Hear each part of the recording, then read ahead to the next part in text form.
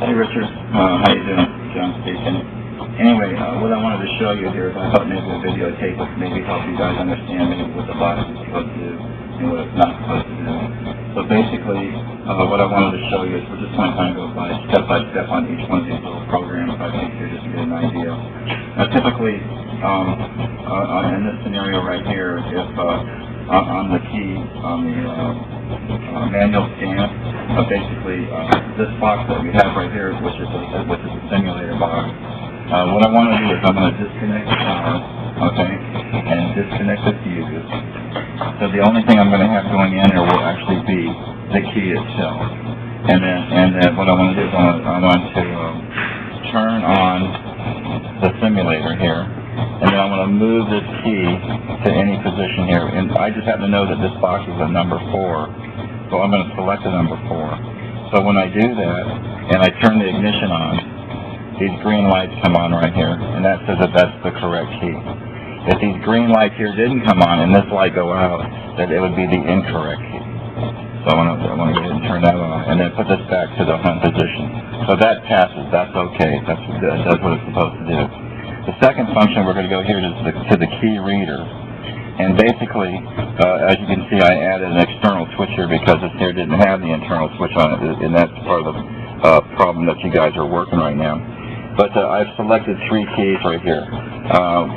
These 3 keys are a 2, an 8, and a 15. And a 2 will cover the lower range, an 8 the mid-range, and the 15 the upper range. And if you have the ADC, the little potentiometer that's on the board, corrected properly, all 3 of these keys should work without any problem because it covers all the range. So what we're going to do is we'll basically turn it on, and it'll be the same thing as like if I was sticking the key in there. So the first key is the number 2, and we're going to put the number 2 in there, and the number 2 registers. Take it out, and then we're going to do the number 8. Put the number 8 in there, and then there's the number 8. Right, and then we're going to take the 15, which is a high end, and stick it in there, and that registers also. So we know that that's correct. So this whole function here is working properly. Okay. Next thing what we're going to do is we're going to go back over here to the sim box. We're going to select the OBD2 type 1, put our fuse in. Okay. Hook up the power, and when we do that, okay, we should have just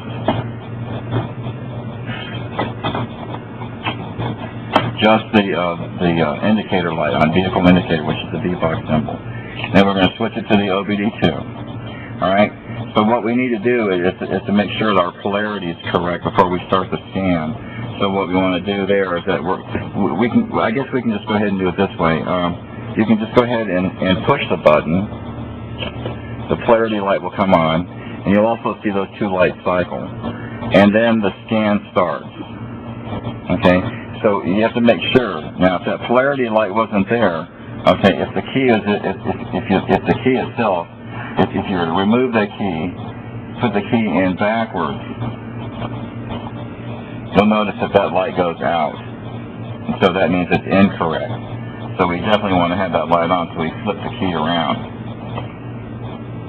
Okay, so right now it's scanning, and right now it'll scan for about 2 or 3 minutes, and we'll just kind of watch it until it hits on something. So it may take a little bit of time.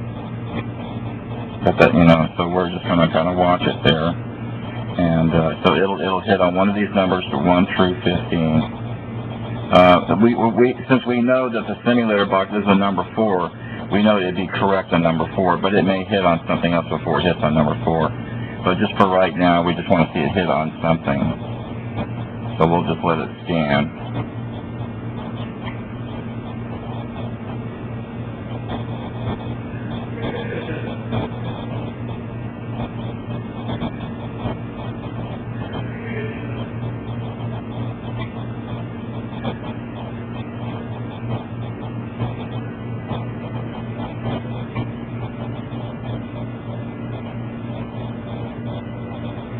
Usually takes a little bit of time here. It's okay. It just hit on the number 13.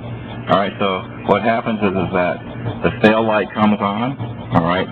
13 extinguishes, And then after a little bit of time, the fail light should go out. All right, and then it's going to go into a 3-minute timeout.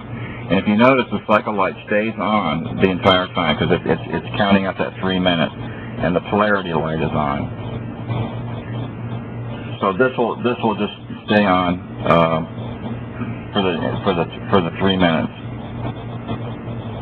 And but I'm not going to wait 3 minutes. But then this is the type of thing that you should see with the simulator. And if it hit on the number 4, what happened was the pass light would be on, and then also the number 4 will be on, and it will stay on, and the alarm will be sounding on and off.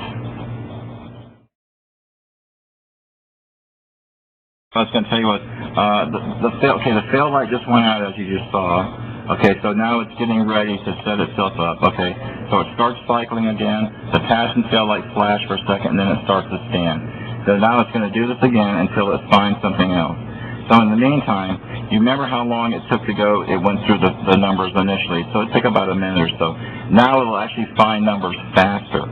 So again, it hits the 15, the fail light comes on, and the 15 extinguishes, and now it's starting the second cycle. So another 3 minutes, it'll do this again.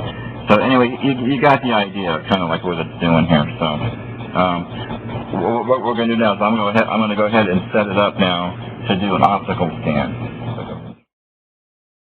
Okay, now what we're going to do is we're going to go ahead and try the optical scan since we're already set up in this particular mode.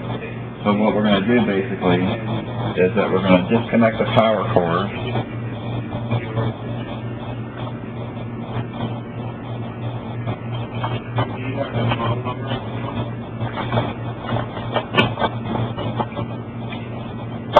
And then we're going to hook up the auxiliary power cord with the suction cup.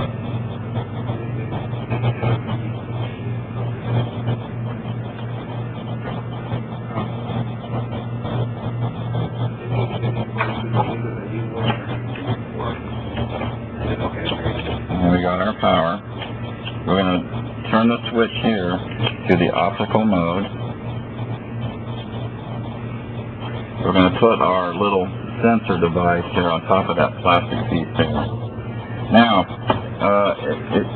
what we need to do is actually adjust the sensor so that it's picking up the light correctly. So right now you can see the cycle light and everything is on, so we want to back this off, probably just off a little bit here, just till it goes off. And then we should be ready to go. So basically it's the same stuff here. So again, we hit the start button. Okay, the sensor monitor comes on, the cycle light comes on, the pass and fail light flash, and then we start scanning. And if you look over at the sensor, see it's picking up that light underneath the sensor there. And then again, we're just going to watch it until it actually hits something.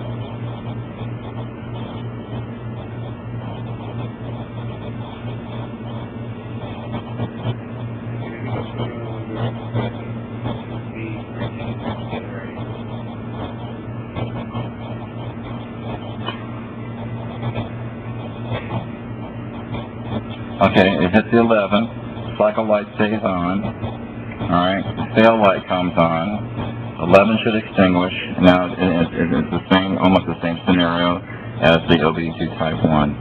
And it'll just do this and do this until it actually hits, on the number 4.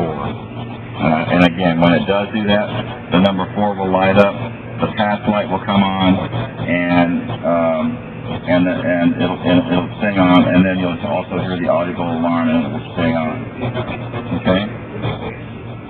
So anyway, that's basically how the optical works.